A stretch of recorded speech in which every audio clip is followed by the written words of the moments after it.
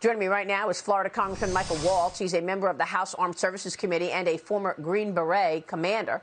Congressman, it's always a pleasure to see you. Thanks so much for being here this morning. Look, if if Joe Biden admits that his decisions to cancel the XL pipeline, to cancel drilling on federal lands, was the wrong move, and that is why we're in this situation, the whole climate agenda goes up in smoke. Isn't that right? I mean, they're going to just dig in, which is what they're doing.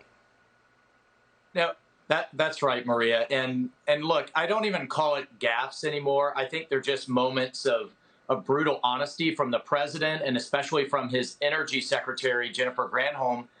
Deep down in their little progressive hearts, they believe that these high gas prices are a good thing, because if it gets painful enough and it gets expensive enough, Maria, you will, at $7, $8 a gallon, you will go and trade in and get rid of your gas guzzling, carbon emitting F-150 pickup truck and trade it in for a Prius or trade it in for an electric vehicle.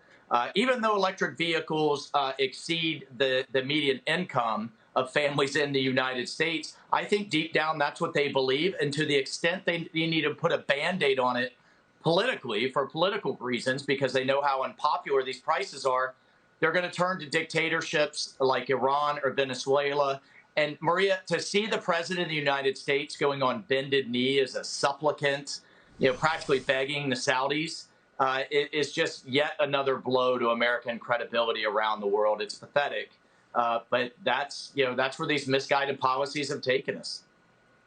And you've said this, you called this right from the beginning when the Afghanistan withdrawal was clearly botched up and we left friends and allies behind. You said this is going to trigger our adversaries. This is exactly what it has done.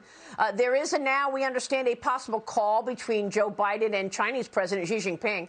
Reportedly, it's in the works for this summer. Congressman, this after China has threatened demise for Taiwan if the country were to fight in a potential takeover. The communist country also says that any attempt by Taiwan to declare independence and anyone who gets in the way of China's acquisition would be on a path to death. Over the weekend, Taiwan warned China it had a missile capable of striking Beijing. Congressman, where is this going?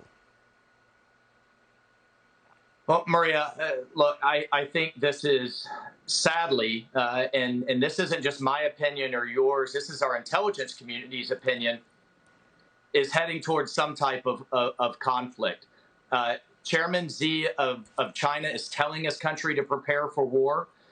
He is telling his military to be ready to defeat the United States military by 2027.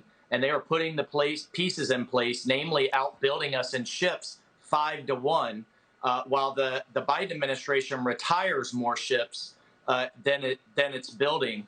And as long as Xi is determined, he sees it as a key part of his legacy. And his defense minister just said this week that China will fight to the bitter end. It will never stop until it takes Taiwan.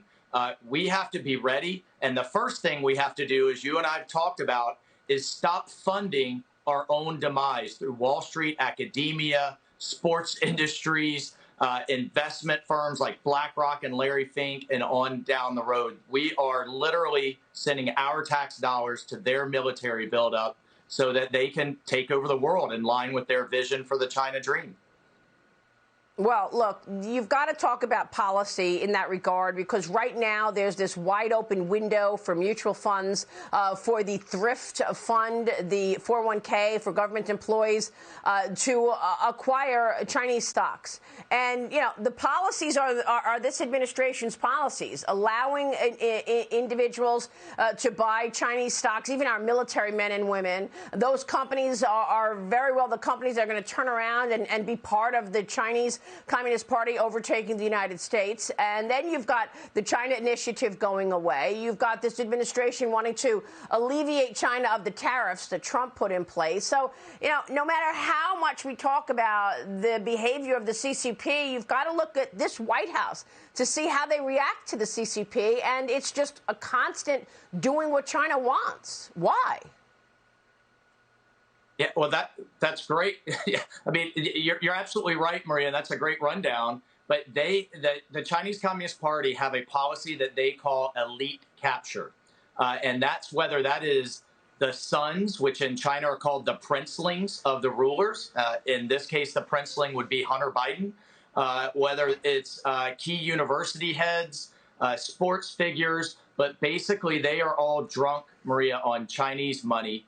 They have corrupted so many elements of our society. We've got to take the case to the American people. Conservatives and patriots have to start voting with their wallets. And that's why for every group that I talk to, I tell them, when you see Made in China, put it down. Made in America is not just a jobs issue. It's a human rights issue, but it's a national security issue.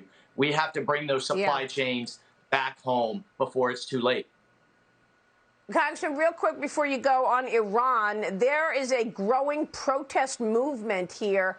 The people are upset, and they are taking to the streets. The other day, another general told me that he thinks this is going to be the next crises that we're dealing with. Any thoughts on what's going on in Iran as this administration is still trying to get us into the Iran deal again? Well, so part of this, Maria, it's twofold. It's the ongoing mismanagement of the Iranian regime dictatorship. But layered on top of that is the massive food insecurity that's coming out of Ukraine, with huge swaths of grain, corn, fertilizer that are now literally held hostage in the port of Odessa. So the question is, will the Biden administration support the Iranian people, or will they abandon the Iranian people like the Obama administration did with the Green Movement in 2009? And I think the jury's out on that one, sadly.